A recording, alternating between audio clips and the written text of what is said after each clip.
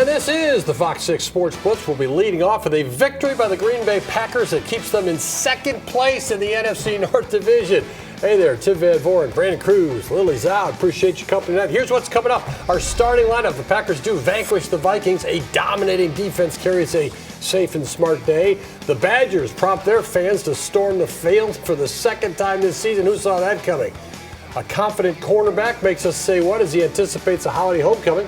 Bucs are not moving forward in the absence of their star forward.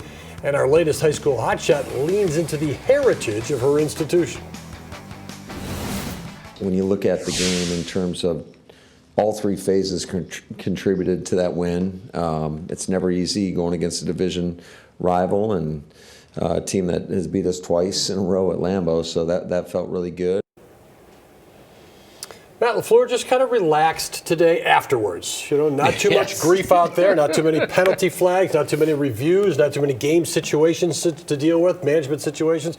He actually sat around in the media availability room there and watched the end of the Lions game on TV. So it was a different type of atmosphere in Green Bay today than we've seen with some toxic situations over the last few weeks in Green Bay. Jordan Love had something to do with that, Brandon. You were up there with me today in Green Bay. Love coming into the game off that shoulder injury last week. He didn't visibly look that affected, but it changed his game. Yeah, they protected him, and they ran the ball a lot, and he handed the ball off with his right hand. So he was doing the little things to make sure he wasn't aggravating that left shoulder. And when he was throwing, he was very accurate. I mean, that might have been really the only real hit he took. He didn't get touched very much at all today.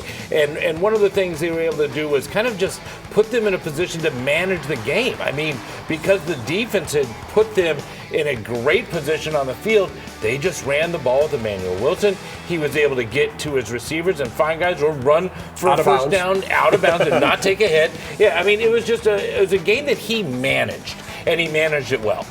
He did manage it well, and as Brandon talked about, Lily, when he did hand it off with that right hand, he often went to Emmanuel Wilson, who got the call in place of Josh Jacobs for the full boat today and answered the bell. He really did. I mean, this is a guy that's waited for his chance, and he certainly took the opportunity and literally ran with it. 28 carries for Emmanuel Wilson, a career-high 107 yards on the ground, 2 touchdowns for him. But he's a guy who's patient, right? He waits for holes to open up in the offensive line. Great vision from Emmanuel Wilson. Great vision, great cutting. It's just nice to watch the second effort there as well. So Emmanuel Wilson, 2 touchdowns on the day in place of Josh Jacobs, and the offense didn't really have to do much outside of that. You hand the ball off to Emmanuel Wilson, he goes up the gut, goes right, goes left, gets you a first down. That's all you can ask for. Josh Jacobs is as tough as they come, as strong a runner as they come. Wilson has a little more shimmy maybe to him, though, than Jacobs. I personally had no complaints whatsoever with the game plan today. It was conservative. They're going for field goals. You know what? You're playing again on Thursday. Lily, I didn't have any issue with this at all. Sometimes with the Packers and Matt LaFleur's play calling, I think you can say you do. But in this game, when the Vikings didn't give you any threat, why not do that? Yeah, I mean, listen, you run the football. That's a good thing because you get your defense, you keep them fresh. There were long drives by this Packers offense. That did result in a field goal, but you keep your defense fresh. You tire out the Vikings defense. They weren't doing anything really to threaten them. And also, Jordan Love nursing that left shoulder injury. Guys are banged up. It's a short week. You're playing the Lions. They can score a lot of points. Are they saving anything potentially for that Detroit game? A lot kind of going into this, but I have no issue whatsoever with this offensive attack either. And that's just, they were smart with the football. They didn't turn things over. They relied on their defense, and that was a winning game plan today. Yeah, put the hay in the barn. And part of that was, as I said, Brandon, because the Vikings offense couldn't muster much of anything here, and the Packers defense had a lot to do with it. We got to see that Packer defense really attacking a quarterback for the first time in a long time. Yeah, I mean, they had 5 sacks, and they were getting through the offensive line of the Vikings. It seemed like almost every time that J.J. McCarthy was going to throw the ball, and the second he saw a green jersey in front of him, he would kind of panic.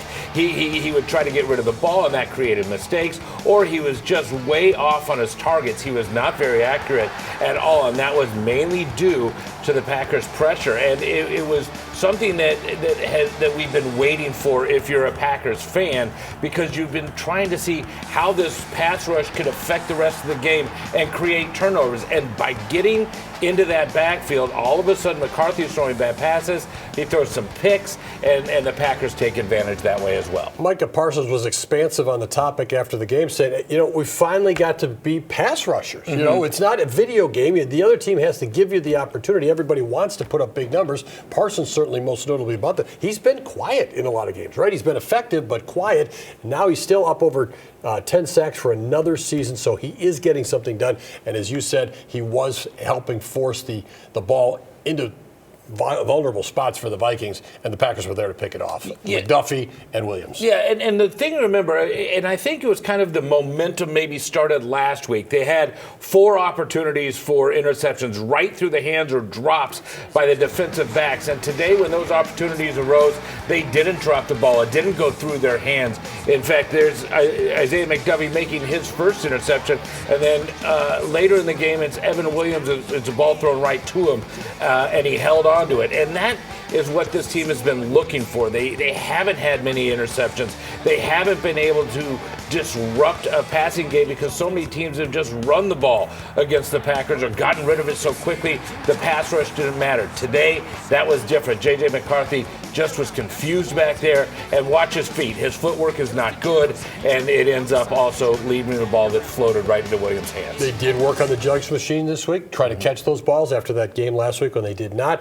And a little Michigan crime there. Rashawn Gary against J.J. McCarthy. I don't know if it was a fumble. I don't know if it was an interception. It was a great play by Isaiah McDuffie to kind of pluck it out of the air. And on the Evan Williams interception there, Lily, then we saw a nice celebration afterwards. Evan Williams said that it was Javon Bullard who first suggested it, and the guys were so impressed that the crowd got into it so quickly. Yeah, they did one rep, and the fans said, yeah, why not? I mean, listen, this is not the first time that opposing teams have kind of done, Viking celebrations. The Bears did the gritty after they beat Minnesota. The Packers joined in there with the Skull Chant celebration. The Packers fans joining in. I mean, what a scene right there, guys. That really encapsulated the game for how well it went for Green Bay. And just some levity in the situation today, which we haven't seen in that many Packers games this season, especially recently. We haven't talked about maybe the play of the game, Brandon. I know you looked into this on one of the sportscasts earlier tonight.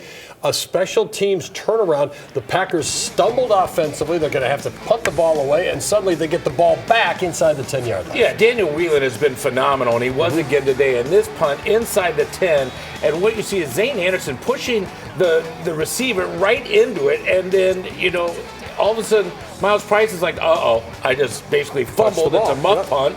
Packers recover there at the 5. 2 plays later, they put it into the end zone. It was a 10-6 game at this point, and they were going backwards on that drive. On 3 consecutive plays, they lost yardage. So here's a punt. It doesn't feel like anything's working to start the third quarter. All of a sudden, this happens, and from there on, the Packers cruised. And I want to say that was the momentum swing, and that was something that just changed the whole outlook of this game. And Daniel Whelan, to me, was an MVP in this one because of when he was called upon, he delivered every single time. He likes to be known as a weapon, and he is that in the punting game. Zane Anderson's a guy who doesn't get too many snaps, Lily, but he shows you that you can have value in any role on a team. That's why you stick on the roster, right? You fight to get a spot on the roster, you make the most of your opportunities. All right, Green Bay's run defense was a part of this as well. They tried to do a better job of that last week against the Giants, still coming off a couple of those games where they're licking their wounds and kind of bruising their pride. You do this, it sets the tone for your entire defensive effort. Yeah, and that's what's important, right? I mean, opposing teams know they can run on Green Bay, and they, the Vikings, to their credit, between Jordan Mason and Aaron Jones, were finding success on the ground, and particularly early. Especially early, but then they found ways to bottle up the gaps and stop them. A big, impressive 3rd and 1 stop, which led to a 4th and 1 stop for the Packers defense, and from there they really found their footing in the run game, and it helps when your offense just kind of give you a big enough lead where you do have to pass the football than run the football. But listen, they have a big test ahead with the Detroit Lions and Jahmyr Gibbs, who just rumbled for over 200 yards. So that's going to be a massive test this week for the Green Bay's run defense. All right, let's set the stage for that. Look at the standings first and foremost. You can see the Bears still on the top. I'm not sure anybody really believes in the Bears, but they're up there, and give them credit to 8 wins. That's a big jump for Chicago. Packers right there, Lions right behind them. Thanksgiving in Detroit with a lot on the line, Brandon. Yeah, and that's where we're going to have to see if that run defense can really shore up those gaps. As you mentioned, Jahmyr Gibbs had a huge game today. He could be the best running back in all of football, and he is so dangerous because he can catch the ball. He takes the ball and changes the dynamic for their offense. And so to me, when you look at what he can do all of a sudden, if he gets runs like this, then that passing game opens up and all kinds of different things happen. Lily, before we get off this build-up to this game, week 1 was all Green Bay. Is there any carryover from that game to this? Pressure Jared Goff, and that will do wonders. Maybe stop the run too, but get in Jared Goff's face, that will make him very uneasy. That was certainly the story in week 1 when we saw it, and everybody was, all of a sudden, hey, here are the Packers and the Lions without their coordinators, what's going to happen, all that stuff. Here we are in Thanksgiving, and those two teams are both back at the top of the division or near it, so should be fun. All right, a little more football before we hit the break, and it is Badger football. Yeah, there have been weeks we haven't even talked about the Badgers, but this week you have to do it again. They have picked up another victory, taking on the Fighting Illini. They get Brett Bielema and the ranked Illini. The fans are out there storming it, 27-10. I don't know that you storm it, but the press release from the school today was after another big win. I'm thinking, how long have they been saving that one this year? Hey, but at least they're having fun on Senior Day, right? Celebrate. Absolutely, absolutely. Last home game of the season right there. All right, we're coming back with more on the Fox 6 Sports Blitz. What is it when you're the lead of the parade? What do they call you? Isthmus. Antsiness or whatever the word is. I never knew that. You learn something new every day. Oh, man, I was the best. Growing up, all of us was the best in our own little, wherever we was at. But, yeah, I was real good, man. I was like, I had the long hair, too, so I was that guy. Ypsilanti native Kamal Haddon saying Ford Field's his home. He was a star. Going home this week. Packers are hoping he's a star on Thursday when they're there. Speaking of stars, Giannis Antetokounmpo. We haven't seen him on the court in a while. He leaves Monday with a groin injury. Is this a concern because of the injury? Not necessarily for how it affects a team is what I'm asking you, but for an injury concern with his health in this season. I think it has to be. We've seen lingering groin injuries in various sports before. You've seen other injuries that linger. The Bucks can't afford to have a situation that lingers with Giannis Antetokounmpo. I know that's another angle you take here, Brandon, but for his individual health, I'd say yes. It's just one of those things, like a high ankle sprain, strained oblique. Those things can hang around for a while. They think 1 to 2 weeks. Probably sounds like more like 2. It's almost been a week. Lily, this team, when he's on the court, the best offense in the NBA. When he's not there, the worst. How do they change that? Because they do have to play without him in this coming week. Yeah, it's tough. I mean, you've seen what it's been like this week without Giannis Antetokounmpo. They've lost 4 straight without him. And it's just been tough. I mean, they have, struggled to score. They've struggled to defend. And when you can't do either of those things, you're going to lose games. And unfortunately, they're coming off, a loss to the red-hot Detroit Pistons, who lead right now. And it's just kind of a tough week for the Bucks. Can they rebound? I think they can, but they have to have other guys step up behind Ryan Rollins to really make a run here. But listen, it's still early in the season. No worry yet, but they have to turn things around here quickly. Yeah, Detroit's won 12 in a row. That snapped a 13-game win streak by the Bucks over the Pistons last night. So let's shift to college now. Marquette. Kind of an up and down week. They do come back and beat Central Michigan, but that game was close all the way until the end. I mean, it was a one-score game late in the second half. Very much a work in progress this season for Marquette. I think most people thought it would be that way. It's been maybe more of that than anticipated. You have some players who just haven't had a lot of college experience, so they're still trying to find their role. Shaka Smart trying to plug the right guys in the right spots, and you have some size deficiencies on the inside in terms of experience size and productive size in there. So Marquette's going to play hard. They have a lot of talent on the roster. It's just a matter of figuring out who can pair up with Chase Ross and get the ball in the basket here. Yeah, and then who is that, Louis? It's kind of like the Bucks. If Giannis is out there, it's fine. The number 2 guy isn't as important, but there is an importance to have a number 2 or 3 guy to back up Chase Ross. Who is it? That's a good question. I mean, you lose when you look at last year, right? You had those answers in scorers like Stevie Mitchell and David Joplin and Cam Jones, but now it is who is it behind Chase Ross? I mean, I like to see Ben Gold get going on the offensive end there, and we know he can sink the 3. He's a big man in the middle, so I'd like to see him get going. But I think you need some of these, guys who've been on the roster for a little bit with this team to step up big, because like Tim said, it is a work in progress early on for Marquette, but you can't let things slip away, especially when you did not really play that well with your non-conference slate. So that win gets them above 500. They don't play until Friday, so they get a little time to try to figure things out, but it still seems like a lot of questions for Shaka Smart more than answers at this point. Well, get this. It's a big woo for the Brewers in 2026. That's because Brandon Woodruff has accepted the team's qualifying offer. He will be back on the mound next season. And also, Jake Bowers will be back next year. He avoids arbitration as he agrees to a 1-year deal with the team. The team also tendering offers to all arbitration-eligible players. So that is good news in many ways for the Brewers as they are in this offseason looking to build their squad for the 2026 season. Coming up, our high school hotshot. We'll be right back. Welcome back. She helped anchor a team vying to make school history, and they finished the season on a 23-match win streak to make that happen. Here's this week's Fox 6 High School Hotshot. Hi, I'm Nina Dorger. I'm a senior, and I'm on Heritage Christian's volleyball team.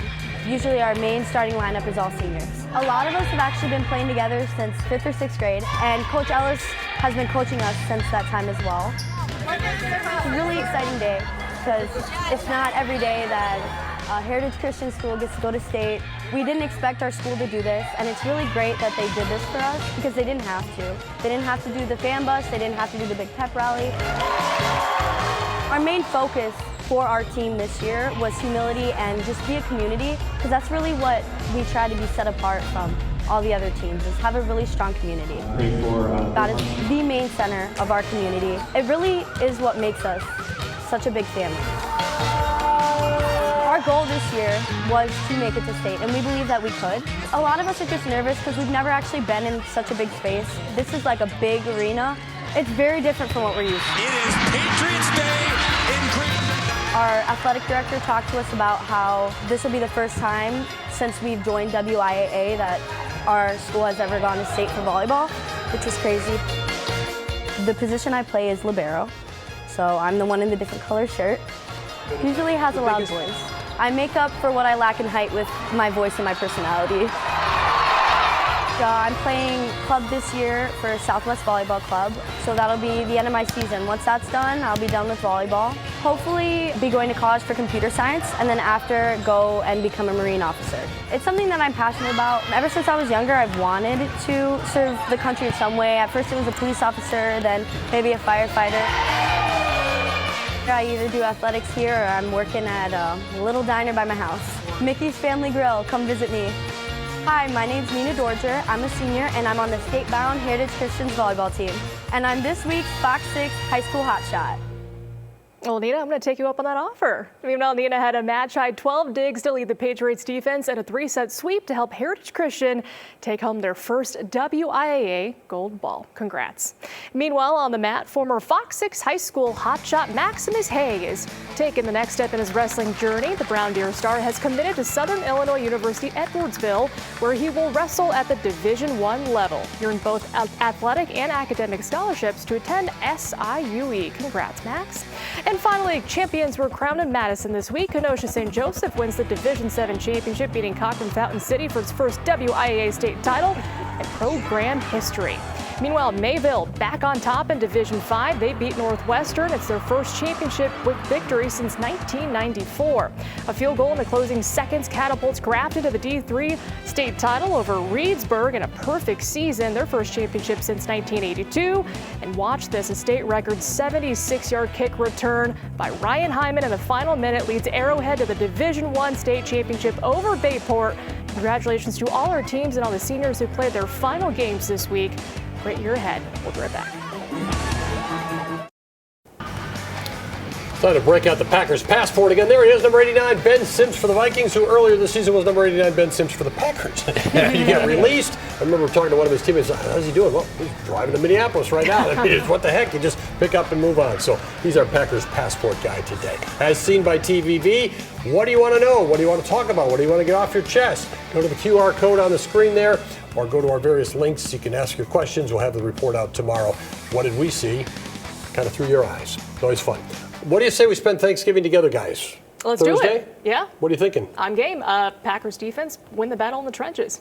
That's what I think an offensive shootout and a classic. I think you have two really fun teams. Defense, offensive shootout. What's it going to be? The game's here on Fox 6 Thursday at noon. That should be fun. We appreciate your company tonight.